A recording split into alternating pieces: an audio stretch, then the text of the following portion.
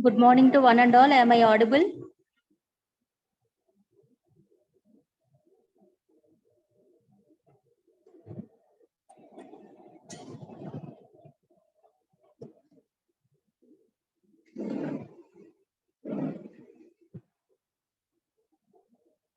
Am I audible? Okay, Amma. So last class lo manam F distribution మీద problems చేసుకున్నాము and finally the last topic is chi-square distribution అండి. So chi-square distribution అనేది frequencies calculation కండి. వాడు question లో ఇచ్చిన frequencies కి మనం అబ్జర్వ్ చేసిన ఫ్రీక్వెన్సీస్ కి ఏంటైనా డిఫరెన్స్ ఉందా, థియరిటికల్ ఫ్రీక్వెన్సీస్ కి అబ్జర్వ్డ్ ఫ్రీక్వెన్సీస్ కి సంబంధించి మనం డిఫరెన్స్ ఏమైనా చెప్తున్నామా, వేరియేషన్ ఏమైనా ఉందా అనేది చూస్తూ ఉంటామండి. సో ఇక్కడ కంప్లీట్ గా న్యూమరికల్ డేటా అయినా ఇస్తాడండి. సో ఇప్పటి వరకు ప్రాబ్లమ్ మనం ఎక్స్ప్లెయిన్ చేసి మనకి ఇచ్చిన ప్రాబ్లమ్ అర్థం చేసుకుని దాని నుంచి మనం కండిషన్స్ రాసుకునే వాళ్ళము. కానీ ఇక్కడ అంతా మనకు అలాగా థీరీ కాకుండా డైరెక్ట్ గా న్యూమరికల్ డేటా ఇచ్చేస్తాడు. అంటే నెంబర్స్ లో ఒక టేబుల్ లాగా ఇచ్చేస్తాడు మనకి. సో ఇది ఈజీగానే ఉంటది. సో టేబుల్ పరంగా మనం ఇచ్చిన కరెస్పాండింగ్ డేటాకి సంబంధించి ఇచ్చిన ఫ్రీక్వెన్సీస్ అన్ని దానికి సంబంధించి అబ్జర్వ్డ్ ఫ్రీక్వెన్సీస్ క్యాలిక్యులేట్ చేసుకుని మనం చెప్తామండి. ఓకేనా? సో టీ డిస్ట్రిబ్యూషన్ అంటే మీన్స్ ఉంటాయి, ఎఫ్ డిస్ట్రిబ్యూషన్ అంటే వేరియన్సెస్ ఉంటాయి, చై స్క్వేర్ డిస్ట్రిబ్యూషన్ అంటే ఫ్రీక్వెన్సీస్ అన్నమాట. ఓకే, చూద్దాం.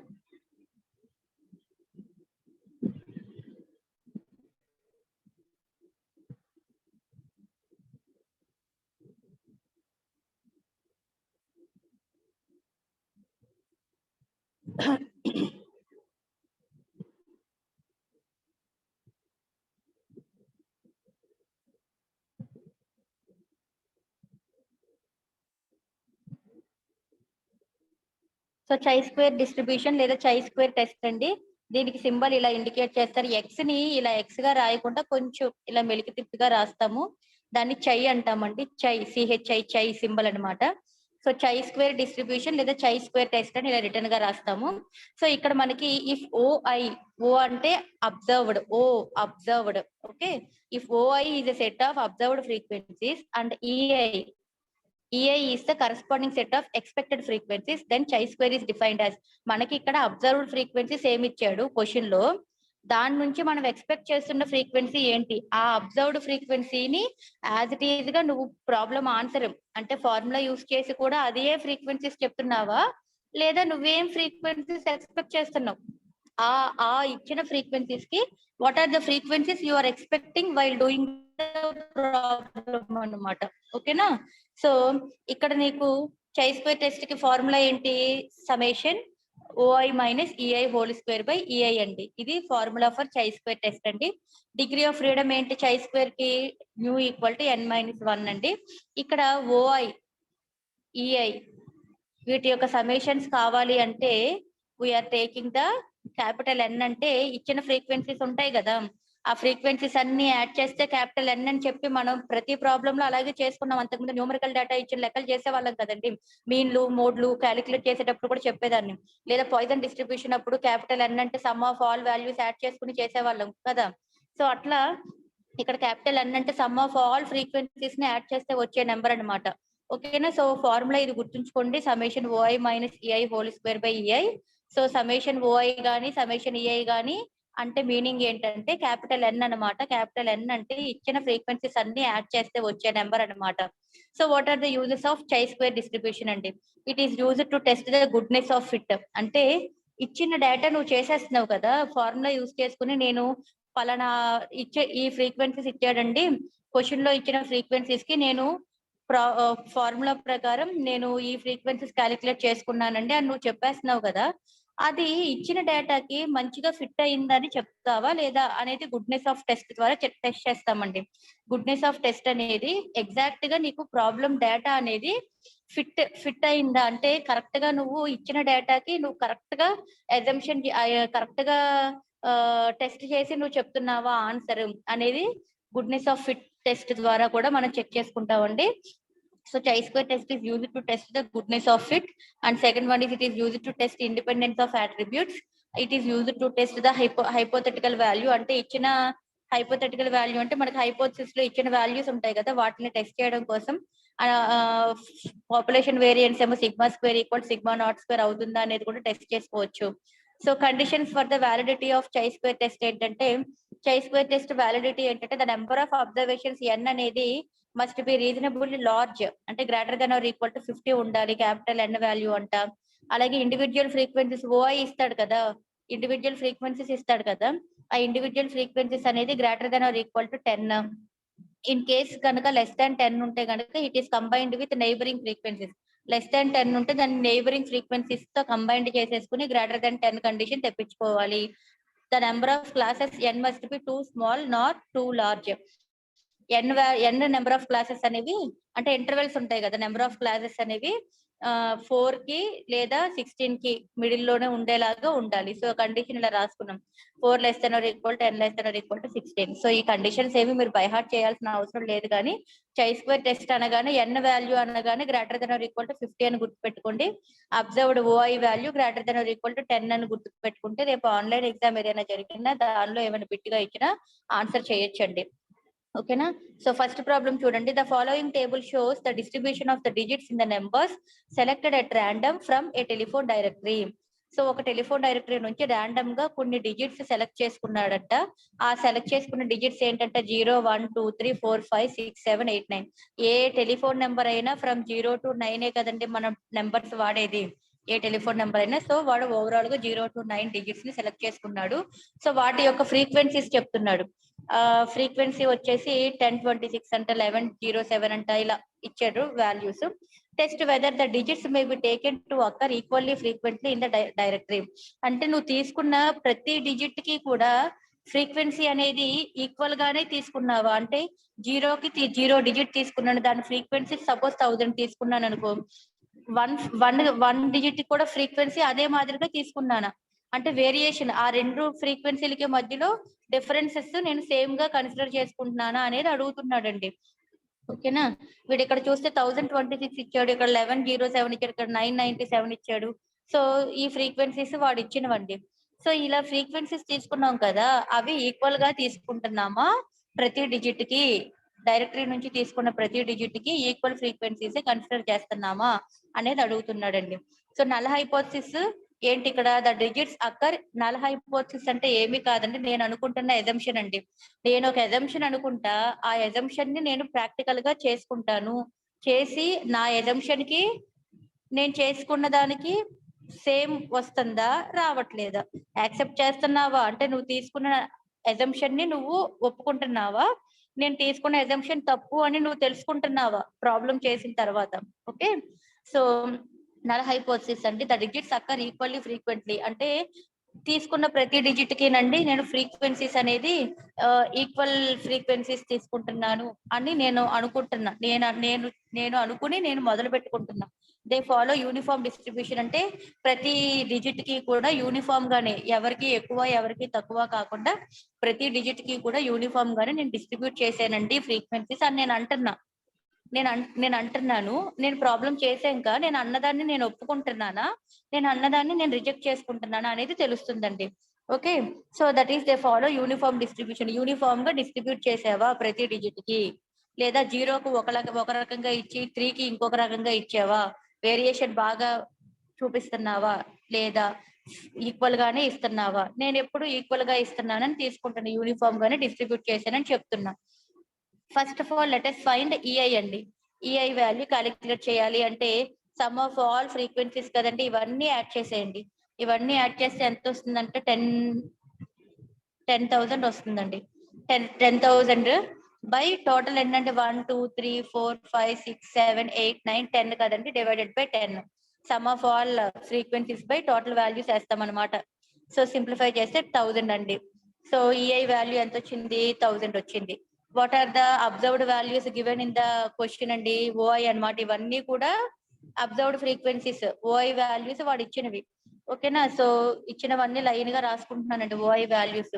తర్వాత ఓఐ మైనస్ ఈఐ, మరి చై స్క్వేర్ టెస్ట్ చేయాలంటే ఫార్ములాలో సಮೇషన్ ఓఐ మైనస్ ఈఐ వాల్యూ కావాలి కదండి, అందుకని ఓఐ మైనస్ ఈఐ ప్రతి అబ్జర్వ్డ్ ఫ్రీక్వెన్సీని టోటల్ ఫ్రీక్వెన్సీ ఎక్స్ అంటే నేను ఇక్కడ నేను ఎక్స్పెక్ట్ చేస్తున్న ఫ్రీక్వెన్సీ 1000, నేను ఎక్స్పెక్ట్ చేస్తున్న ఫ్రీక్వెన్సీ 1000, దానికి దగ్గరలో చెప్తానా నేను లేదా అనేది చూద్దాం ఒకసారి. సో ఓఐ మైనస్ ఈఐ చేస్తున్నానండి. చేస్తే 1026 మైనస్ 1000 అంటే 26 అండి. మళ్ళీ 1107 మైనస్ 1000 అంటే 107 అండి. 997 మైనస్ 1000 అంటే -3 అండి. 966 మైనస్ 1000 అంటే 996 మైనస్ 1000 అంటే -34 అండి. ఇట్లా సబ్ట్రాక్షన్ చేసుకోండి, వచ్చు కదా మీకు ఈఐ అంటే ఈ వాల్యూ. సో దీన్ని స్క్వేర్ చేయండి, ఇవన్నీ స్క్వేర్స్ చేసుకుంటే ఓఐ మైనస్ ఈఐ హోల్ స్క్వేర్ అండి. ఓకేనా. సో టేబుల్ ఫామ్ రెడీ చేసేసుకున్నాం. వాడు అడిగినా అడగకపోయినా 5% లెవెల్ ఆఫ్ సిగ్నిఫికెన్స్ దగ్గర చెక్ చేస్తున్నాం అండి. At 5% level of significance degree of freedom new ఎంత అండి, n-1 అంటే టోటల్ వాల్యూస్, n-1 అంటే n అంటే 10 కదండి, 10 - 1 అంటే 9 అండి. సో చై స్క్వేర్ టేబుల్ ఉంటుందండి. చై స్క్వేర్ టేబుల్లో 0.05 దగ్గర 9 కి కరస్పాండింగ్ వాల్యూ చూడాలి. 16.92 అంట. ఒక్కసారి చూద్దామండి, టేబుల్ దగ్గరికి వెళ్దాం. ఏంటి 0.05 కి 9 చూడాలి కదా, చూపిస్తాను చూడండి.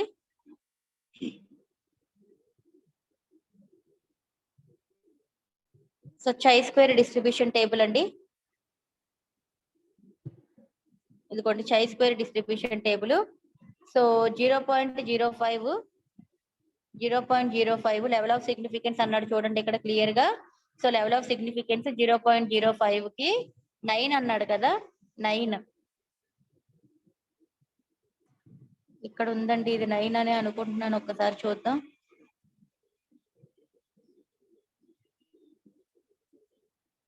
ఒకసారి వాల్యూ 9 కి 0.05 కి కరస్పాండింగ్. ఓకే, 16.919 వచ్చిందండి. ఓకేనా, ఇది 9 అనుకుంటాము. ఒకసారి మళ్ళీ ఈ టేబుల్ సరిగ్గా తీసి పెడతానులేండి. ఇది 9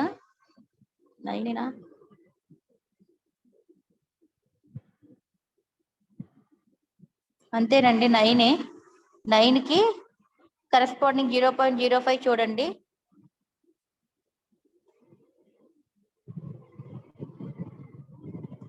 కి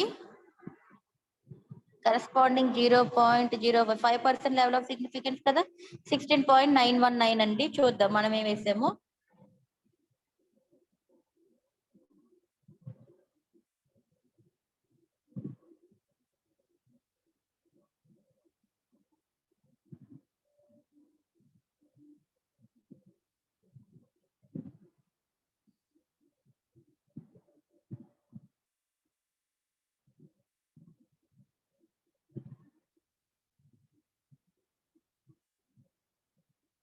$16.919 కదండి, దాన్ని రౌండ్ ఆఫ్ చేసాడంతే. 919 ని 92 గా రాసుకున్నాడమ్మా. సో దిస్ ఈస్ అంటే నేను చేస్తున్నాను చై square test distribution according to the table 16.92 వచ్చింది. మనం చెక్ చేద్దాం, టెస్ట్ స్టాటిస్టిక్ ప్రకారం ఎంత వచ్చిందో చెక్ చేద్దాం. చై స్క్వేర్ ఫార్ములా ఇదే కదండి, రాసుకుంటాను. So summation O I minus E I whole square అంటే ఇవన్నీ ఎడిషన్ చేసేయండి అమ్మా. ఎడిషన్ చేస్తే 58,542 వచ్చింది. డివైడెడ్ బై ఈఐ అంటే 1000 అండి. సో ఎంత వచ్చింది మనకి, సింప్లిఫై చేస్తే 58.542. సో 58.542 అంటే చై స్క్వేర్ ఈస్ గ్రేటర్ దాన్ మనకి ఎంత వచ్చింది 16.92 కన్నా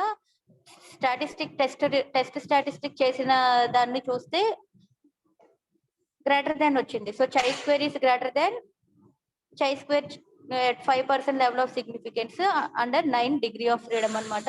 సో గ్రేటర్ దాన్ వచ్చింది కాబట్టి మనకి H0 ఈస్ రిజెక్టెడ్. అంటే మనం తీసుకున్న ప్రతి డిజిట్ కి కూడా యూనిఫామ్ డిస్ట్రిబ్యూషన్ అనేది జరగలేదు. ప్రతి డిజిట్ కి కూడా ఇచ్చిన ఫ్రీక్వెన్సీస్ డిస్ట్రిబ్యూషన్ అనేది యూనిఫామ్ గా ఇవ్వాల, వేరియేషన్ అనేది ఉంది అని చెప్తున్నాం. So null hypothesis rejected at 5% level of significance. So చై స్క్వేర్ టెస్ట్ అంటే ఓఐ అంటే ఫ్రీక్వెన్సీస్, నీకు క్వశ్చన్ లో ఇచ్చిన ఫ్రీక్వెన్సీస్ అన్ని ఓఐ అమ్మ. సో ఈఐ క్యాలిక్యులేట్ చేయాలంటే some of all frequencies by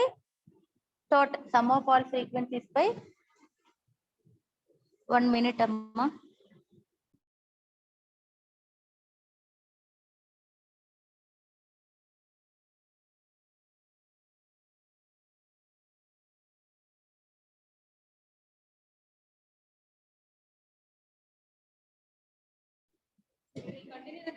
చెప్పండి.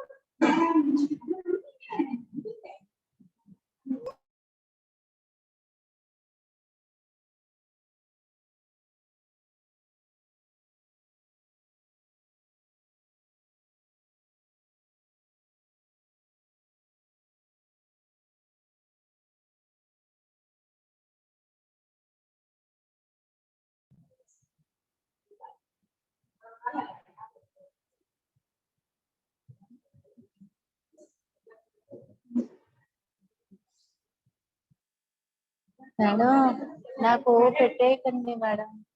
ఓ పెట్టేస్తున్నారేంటి? అది తీసుకోండి ఉప్మా.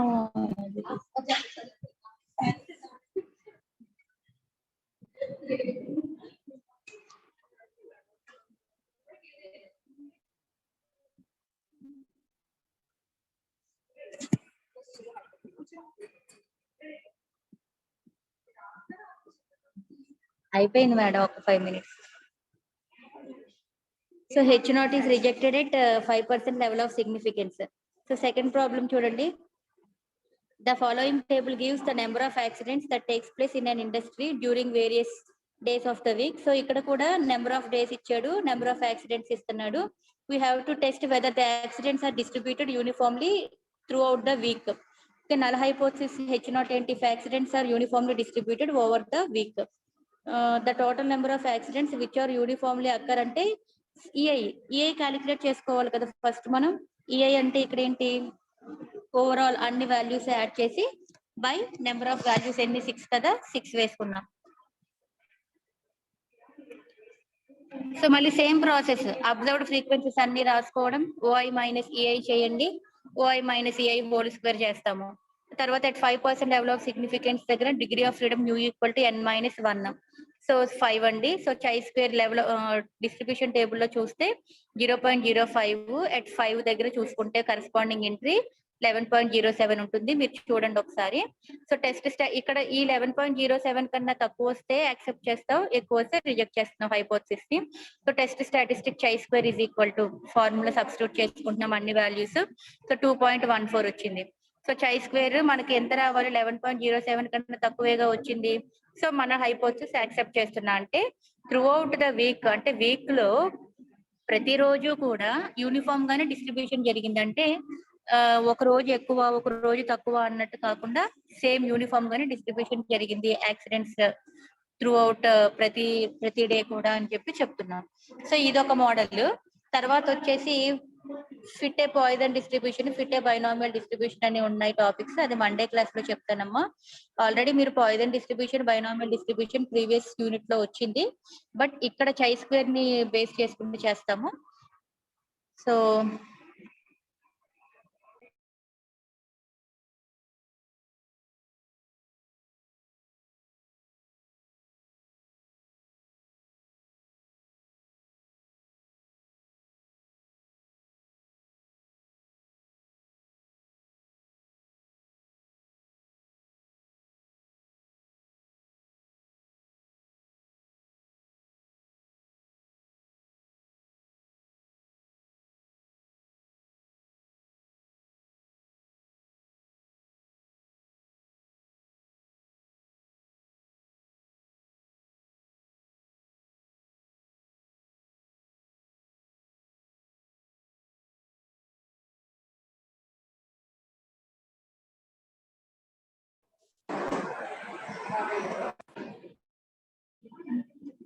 any doubts?